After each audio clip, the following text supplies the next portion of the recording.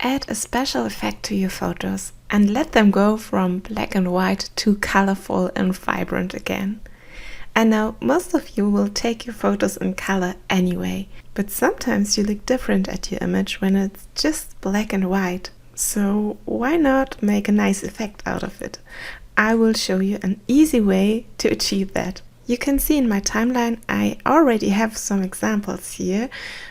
Just let me show you how they look.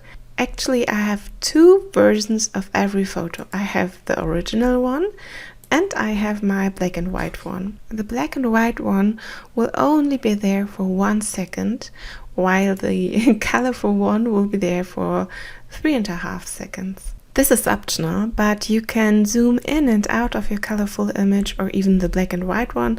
I just added this zoom effect here on this one, as you can see.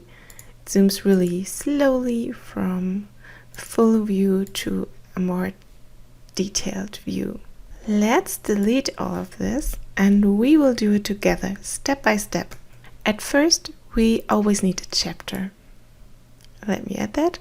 And then we need our images. So I will take this image here and I will change the aspect ratio so that the whole frame is filled with the image. And the next step I'm going to do is I will copy and paste the image.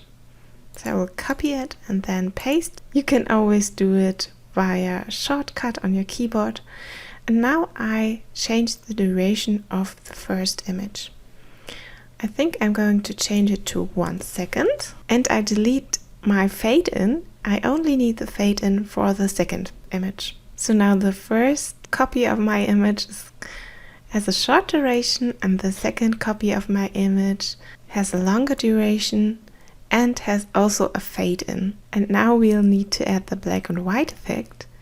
You can find that at the tab Image Effects, and then there's the section Colors, and you just drag the black and white effect over your image. And now you have it, it's black and white, and you're done, basically you're done. Let me show you the preview. See, it goes from black and white to color, but now you can change things up a bit. All you need to do is change the duration of your fade-in or change the fade-in itself. Not every fade-in is suitable for this. There is this fade-in that looks like brush strokes, or this one that looks like a curtain. So there you have it. That's a really easy way to add a black and white effect. I hope you have enjoyed this little tutorial, and if you have any questions or comments, you can always comment down below. See you in the next video. Bye!